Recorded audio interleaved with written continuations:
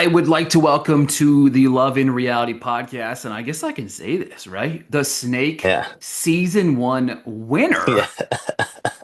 Frankie, how That's are you me. doing today? I'm good, man. How you doing? I'm Nice to meet excited. you. Nice to meet you as well. Excited to chat with you. Obviously, Yes. it's funny. Again, I do these all every time with these exit interviews. Every week, I'm talking to the eliminated contestants. So when you Yeah. get to the winner, it's a little bit more of an exciting conversation to have. Yeah, I agree.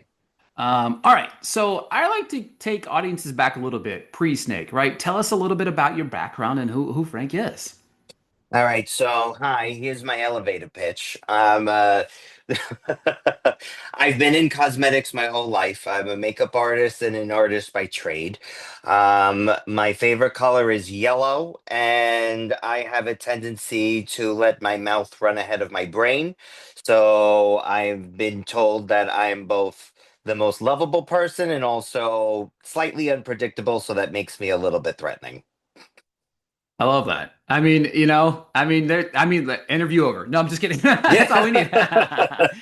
But talk to me a little bit. Obviously, this show is very much this cutthroat aspect of thing where we see a lot of different things, and I'm sure watching it back was fun for you, and we'll dive a little bit into that in a minute. But talk Hmm. to me about your strategy early on.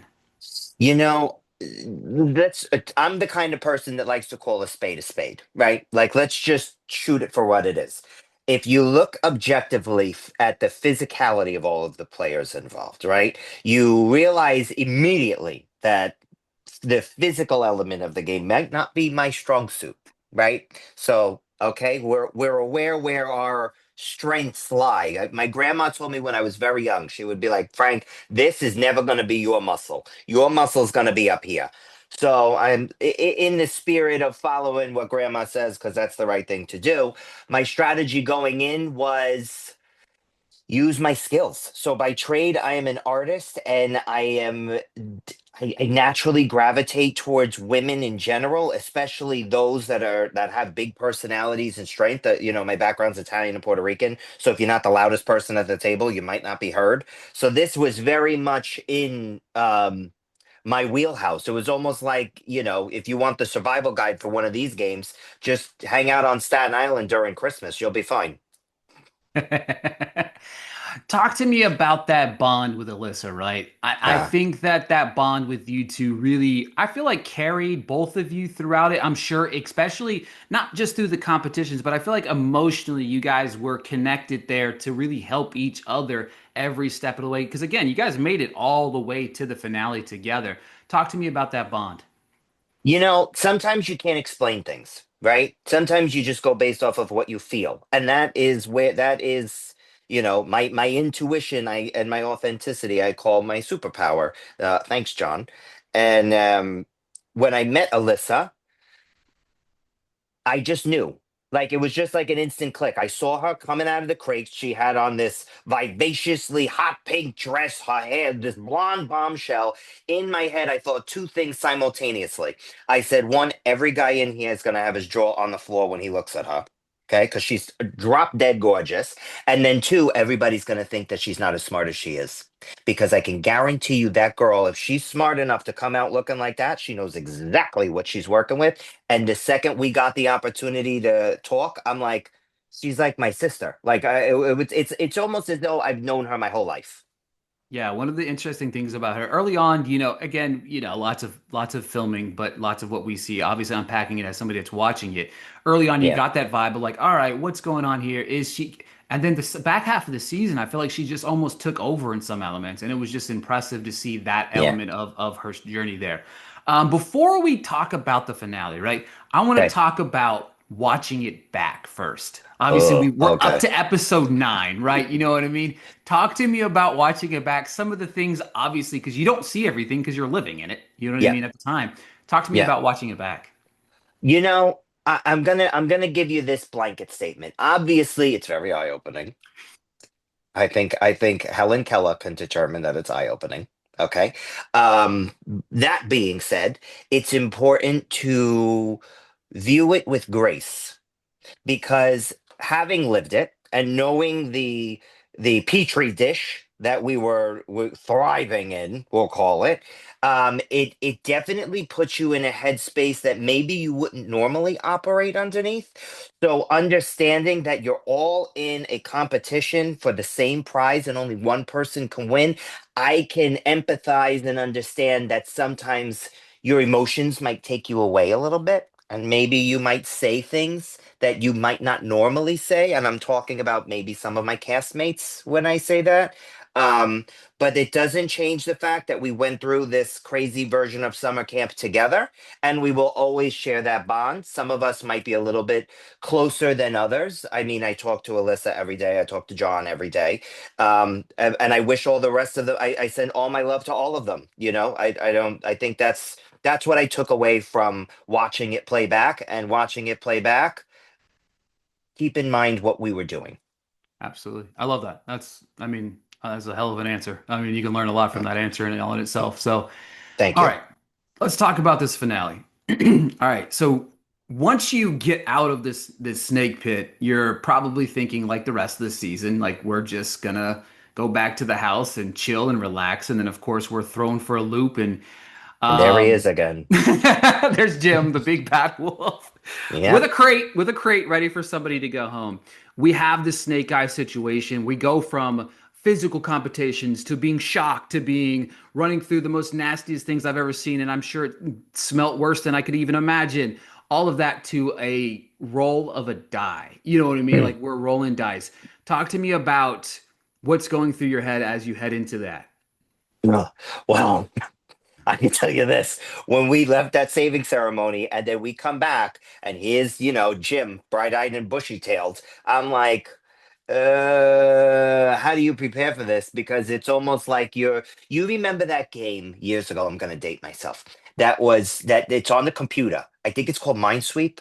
And you Yes. have to click the thing and you don't know where you're gonna step, but then all of a sudden everything blows up around you. It was like that, but in like real life. So it was like real life Hunger Games meets Minesweeper meets like social experiment from the twisted laboratory of Phil Nye the Science Guy. So going through it and seeing it and then having to do like challenge after challenge after challenge, especially when your cortisol level is already probably up here as it is, it definitely is an experience that I'm glad I went through. But, it definitely was a challenging one. Yeah, talk to me about the challenge to secure your spot, right?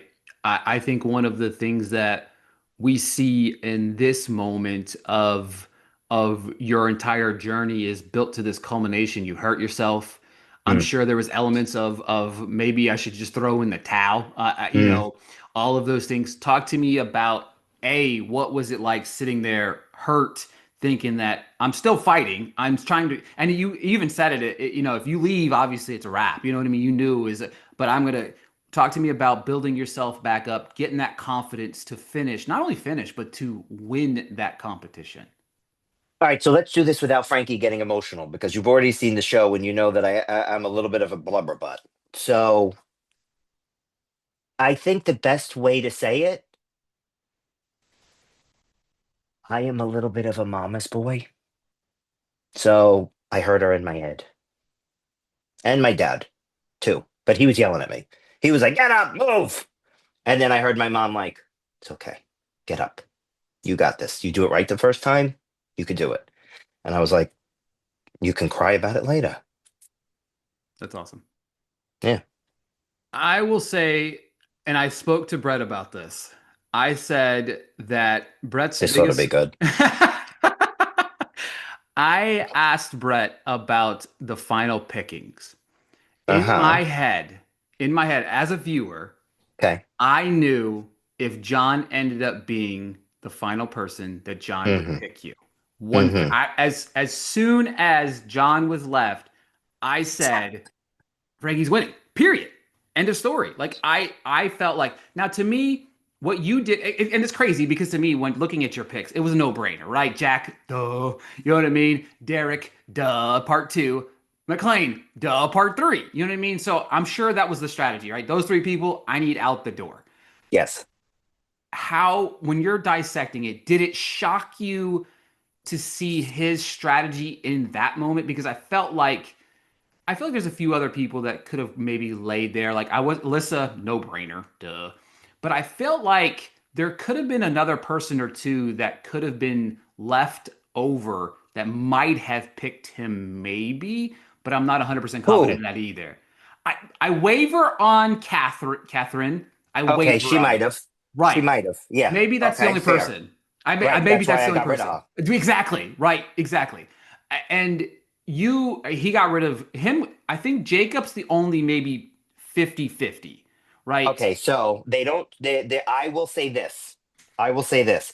From where I was sitting to that point exactly, I felt as though Jacob would have picked me without a shadow of a doubt. For sure.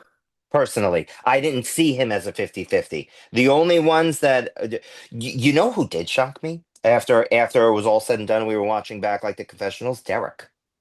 Because if you watch in the finale, Derek says, I would have picked Frankie.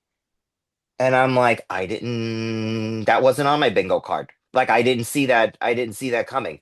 But knowing the deep friendship I have with John, um, at that point, John and I are able to speak a language where words aren't always required. So I think he knew enough. They also condense everything, right? Like we have to consider there's hours and hours and hours that we go 100%. through, and you're seeing like maybe like an hour to 45 minutes of it. So things have to be, for the sake of television, omitted, right?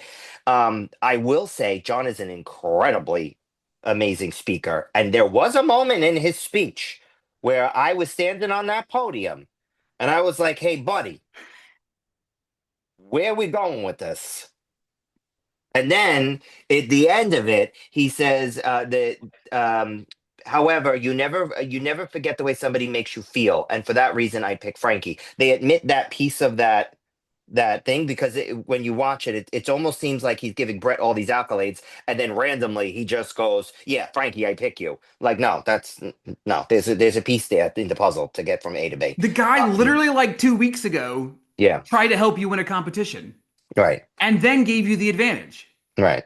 So why are we leaving him up there? That's the I'm Listen, just listen. I was happy about it. I know, yeah, of course we are. We're here I since was happy. I mean, hey, you want to do it. You're giving it to, hey, I'm not going to stop. I'm not going to look a gift horse in the mouth. I'm going to say, yeah. okay, yeah, sure. He's okay. Yeah, Brett, I agree. Yes, you're Well, very smart. You're very, God bless. You do you. I'll follow your lead. right. Great. John, awesome. Cha-ching for me.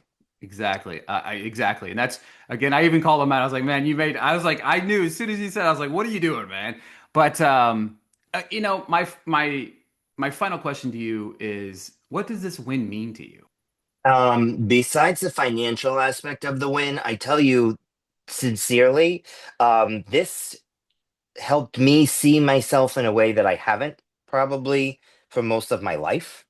Um, Having been the queer kid in a very conservative environments growing up, and having been maybe the one that doesn't have the biceps that bounce or the pecs that can play on cue, or the ab that you can want. Like I'm not that guy, right? Like I'm never gonna be that guy.